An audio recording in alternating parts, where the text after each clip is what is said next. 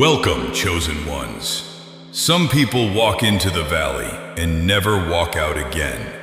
They leave a piece of their soul down there, buried under the damp earth of despair, of nights spent crying with no one to hear, of mornings where they wake up and can't find a reason to keep going. The valley swallows them whole, quietly, cleanly, without a trace.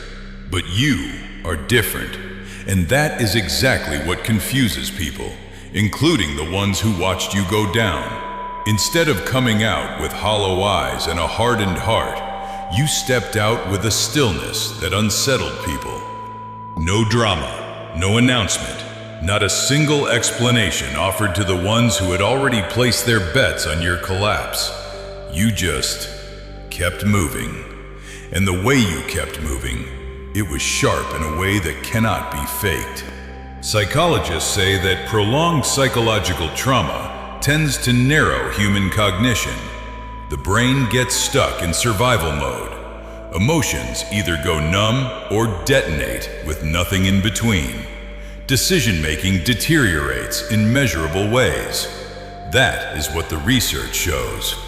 But you didn't follow that path. You came out of the valley with sharper focus, more precise intuition, and a steadiness that only comes to people who have already lost their greatest fear. That is not an accident, not luck, and it is certainly not because you are stronger in any ordinary sense of the word. In this video, we are going to peel back the layers, not to celebrate you, but to help you understand what actually happened inside you. Something you may not have fully been able to name yet. Because when you understand the mechanism, you can never be destroyed the same way again. Number 1, the valley had to let you go. Start here, because this is the thing almost no one says out loud. The valley did not release you because you fought hard enough, not because you read enough psychology books or prayed through enough nights. The valley released you because it could not do anything with you anymore. Those two things look identical from the outside. On the inside, they are completely different. Environments designed to break people, whether that is a toxic family, a destructive relationship, a job that grinds down your self-worth, or any other sustained form of pressure, they all run on the same simple mechanism. Exhaust the will of the target until the target surrenders. No force required, just time. But when the target refuses to surrender, when day after day and month after month, the pressure keeps coming and the person still does not dissolve, the environment itself starts losing energy. Cruelty needs your reaction to feed itself. Pain needs your panic to keep spreading.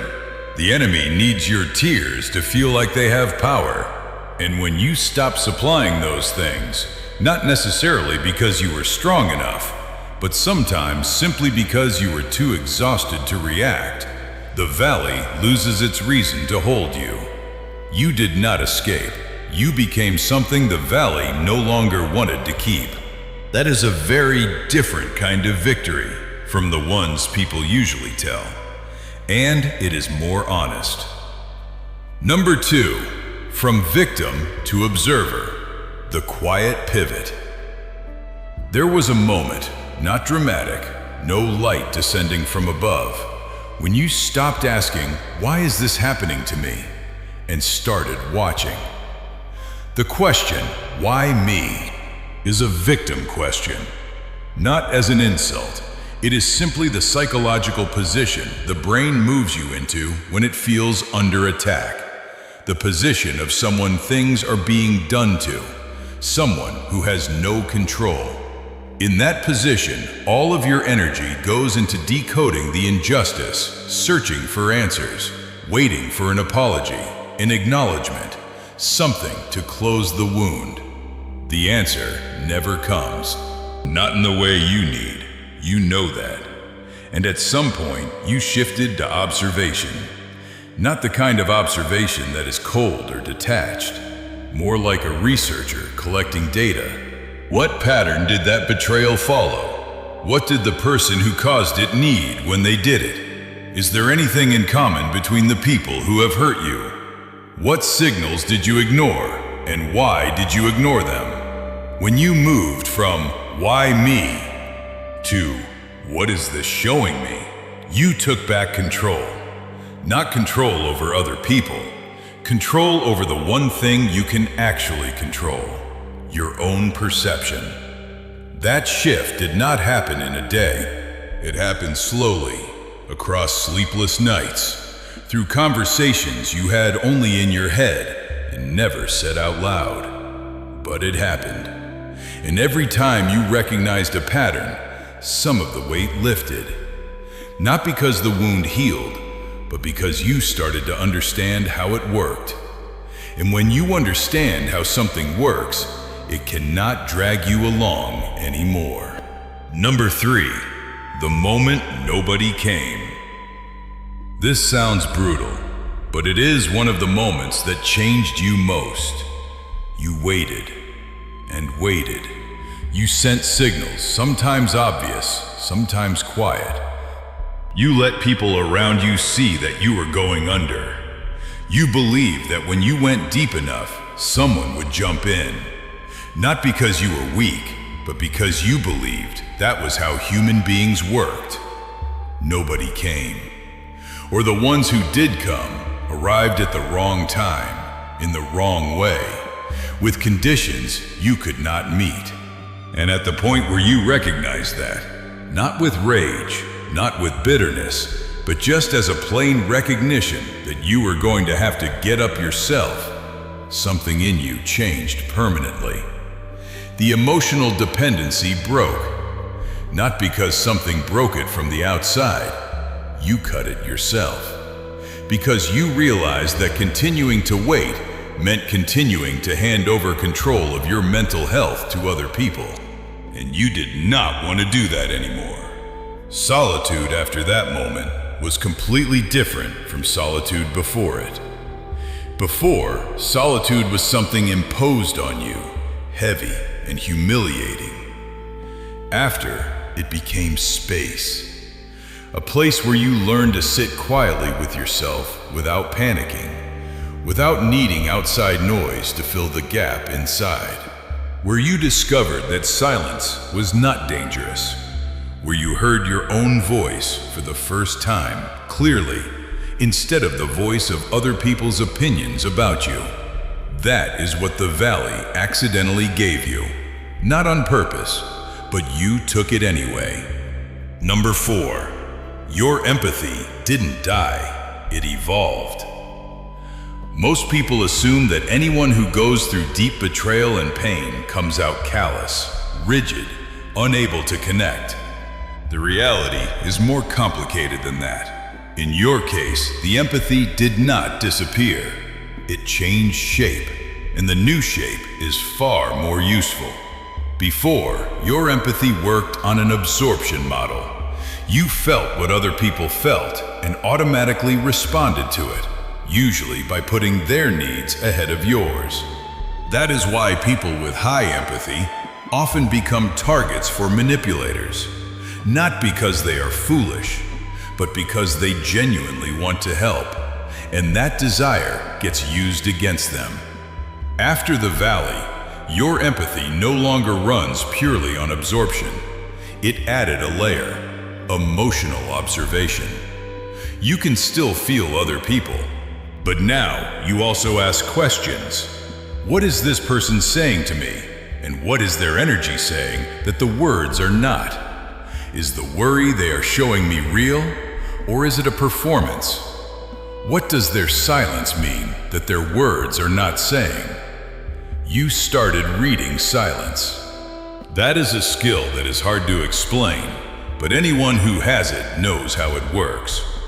When someone goes quiet at exactly the moment people normally speak up, you feel the avoidance.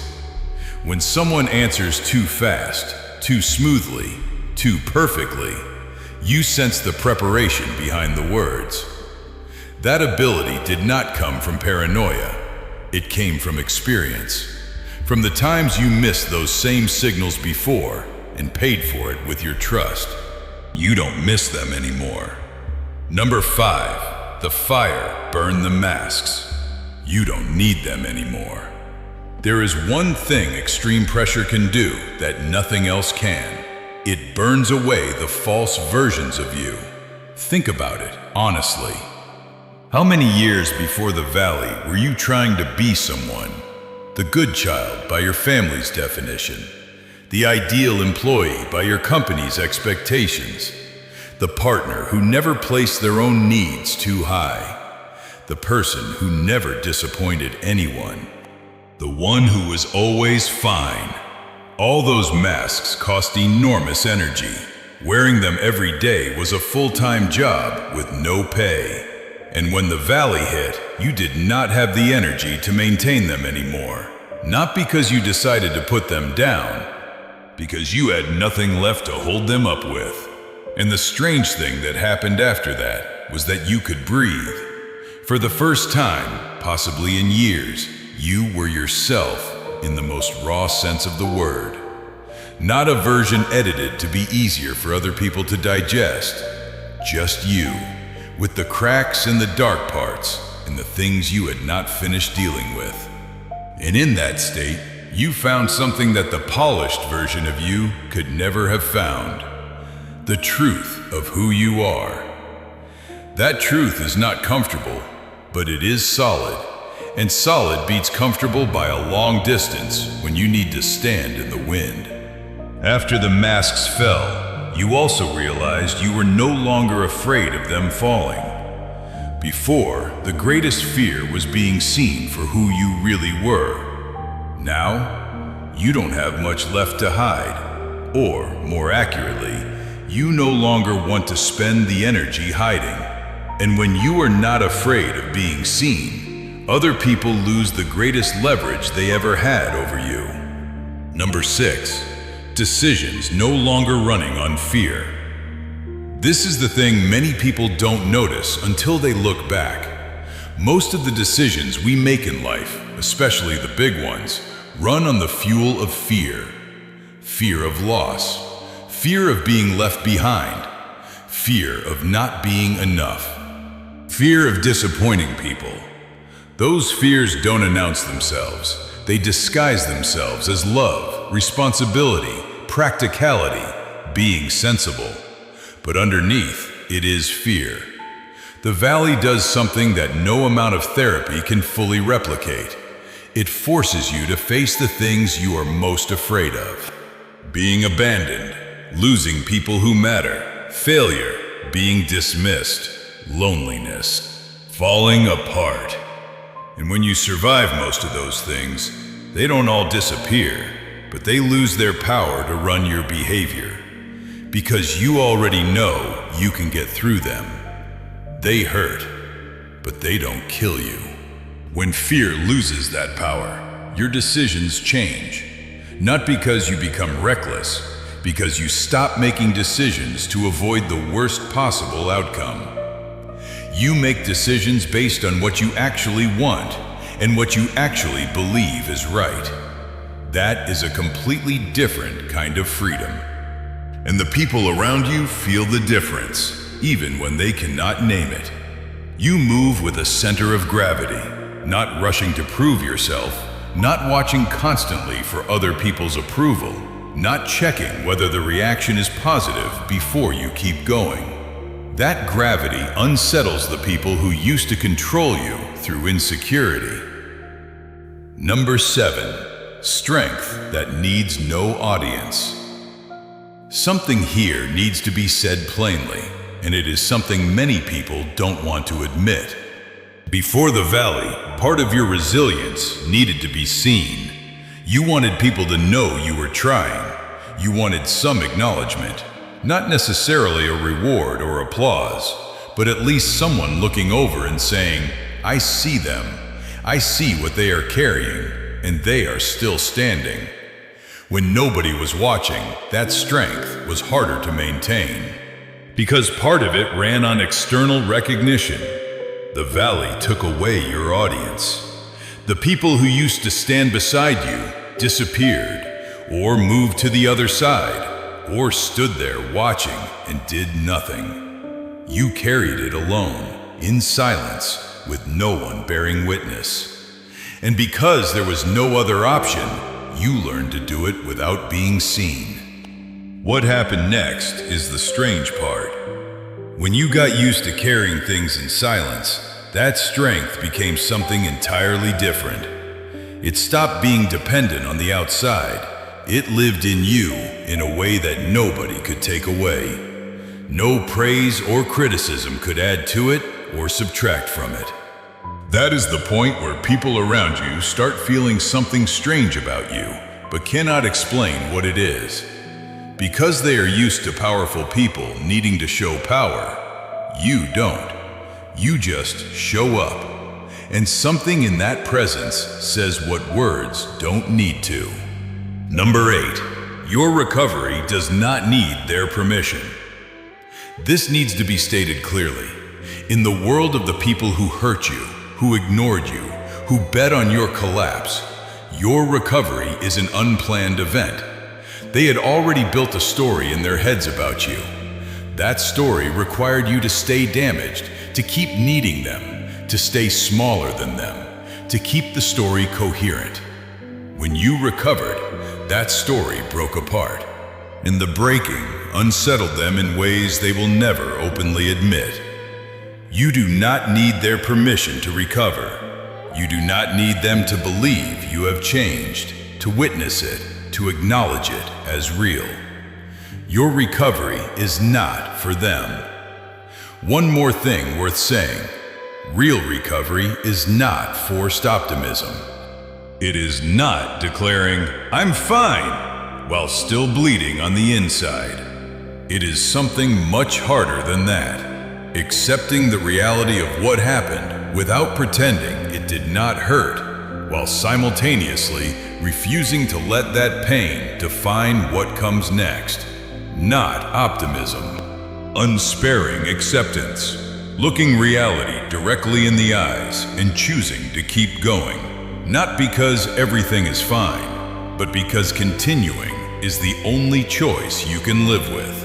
And once you stop trying to force yourself into spaces that were never yours, stop explaining yourself to people who have no intention of understanding, stop trying to change the perception of people who have already decided how to see you, you find out where your strength actually lives. It is not in other people's approval. It never was. Number 9, intuition sharpened by scars. Researchers in psychology call it somatic knowing. The body remembers what the mind tries to forget. It files away every time your heart beats slightly faster before something went wrong. Every time your stomach tightened when someone said something that sounded normal but did not feel normal. Every time the air in a room shifted before anyone said a word. You used to ignore those signals. Most of us are trained to ignore them because they lack evidence, because they are not rational, because saying them out loud means being called too sensitive or paranoid. After the valley, you stopped ignoring them, not because you reminded yourself to pay attention, but because your body learned through real pain that those signals exist for a reason. The brain connected the dots. Now, when a situation with familiar energy appears, the warning system fires faster, more clearly, and you listen to it, because you know what happens when you don't. That is not paranoia. It is intelligence written into your body in the language of lived experience. Number 10, calm is not the same as cold. People look at you now and sometimes say you have become colder, more distant, harder to reach than before. They are not entirely wrong, but they are misreading what they see. You are not cold. You are not numb. You simply stopped reacting in the old ways, Stopped letting every wave of someone else's emotion pull you out with it. Stop treating every criticism as an attack that needed an immediate counterattack. Stop needing to explain yourself to everyone in every situation. People call it coldness because they were used to a version of you where any pressure produced a predictable reaction. The version that was easy to manipulate. The version that could be pushed into an emotional state and then have that state used against them. You are not that version anymore. And what they call coldness is actually steadiness.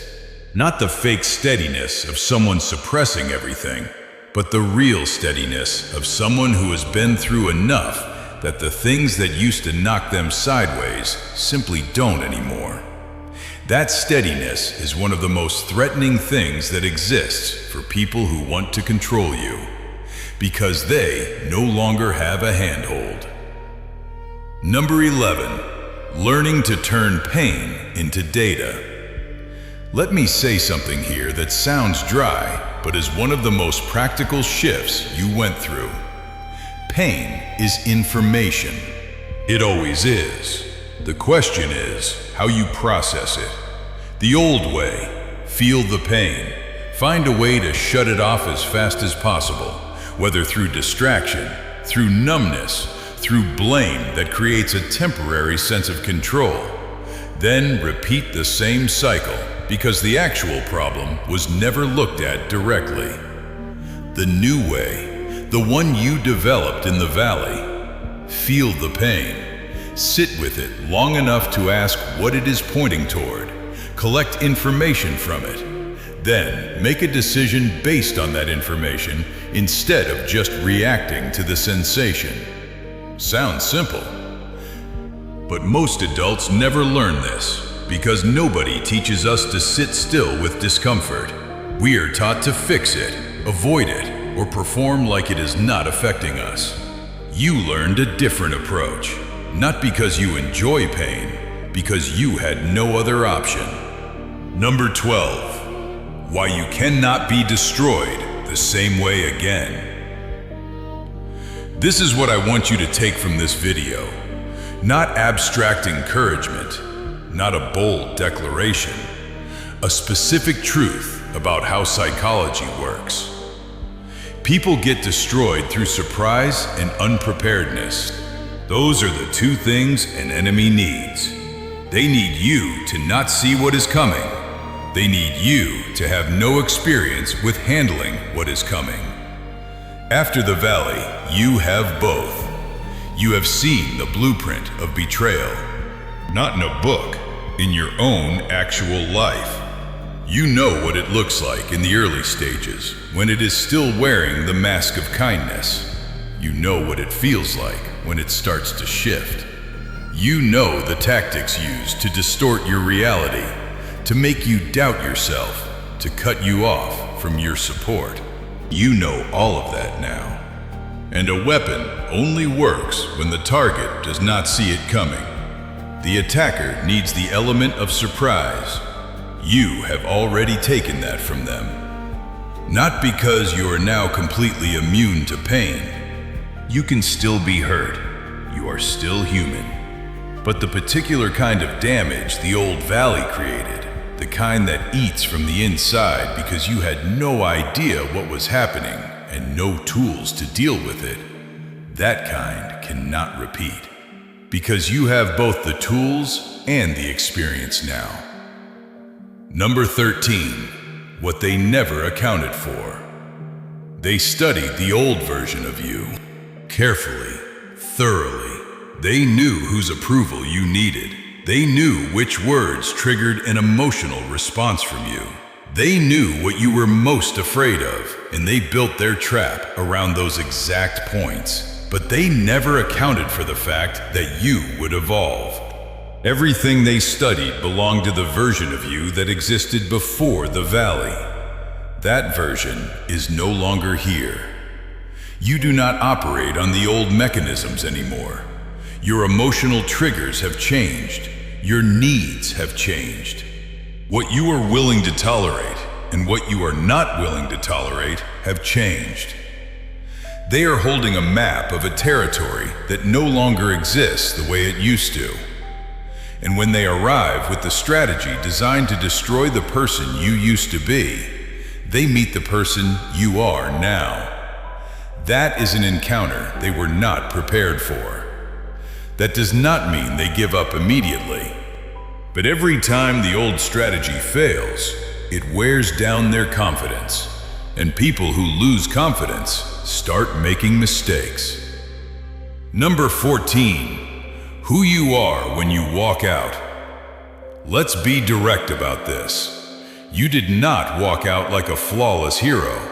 You walked out with scars, with beliefs that broke and have not been fully rebuilt, with relationships that are gone and cannot be recovered, with questions about yourself that still come back, sometimes in the night. But you also walked out with clarity. Not the clarity of someone who has all the answers, but the clarity of someone who knows they don't need all the answers to keep moving. Someone who can tell the difference between noise and signal. Someone who knows when to fight and when to go quiet and walk away. You walked out with the ability to stay inside uncertainty without falling apart. That is a skill most people who live comfortable lives never build. You walked out with a brutal but necessary honesty about yourself, the kind that only exists when you have been forced to face your own ugliest parts with nowhere to look away. You walked out knowing the value of stillness, not the stillness of avoidance, the stillness of someone who does not need constant external confirmation to know where they stand. And you walked out with evidence, not evidence in a frame on a wall. Evidence in your body, in your memory, that you survived the things you once believed would destroy you, and you are still here. That evidence changes everything about how you face what comes next. Chosen one, hear this. The valley did not choose you because you were weak. It chose you because something inside you could not be destroyed. And that something needed to be melted down and recast before it could work at full capacity. You did not become unbreakable because you can no longer be hurt. You became unbreakable because you have been hurt enough to know that wounds do not kill you. And when you know that, the kind of power manipulators use to keep you in fear loses most of its effect. Your silence now is not the silence of someone with nothing to say.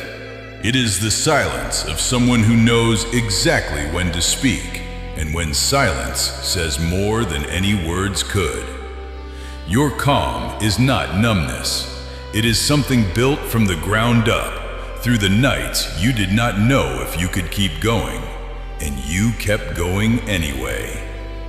What happened in the valley cannot be taken from you. It became part of your internal structure, not as a wound, as a foundation. And now, whatever gets built on that foundation will stand in a way that no pressure, no betrayal, no other valley can fully bring down. Because you already know the way out. You walked it once. The second time is always easier. If this video touched something real in you, subscribe to the channel. Every week, we go deeper into truths that most people never say straight. Hit like if this confirms something you already knew, but had not heard anyone name. Leave a comment below and tell your story. Not to show off, but because your story might be exactly what someone else needs to read right now. Share it with the person you know who is still in the middle of their own valley. Someone who needs to hear that they are not stuck there forever. God bless you.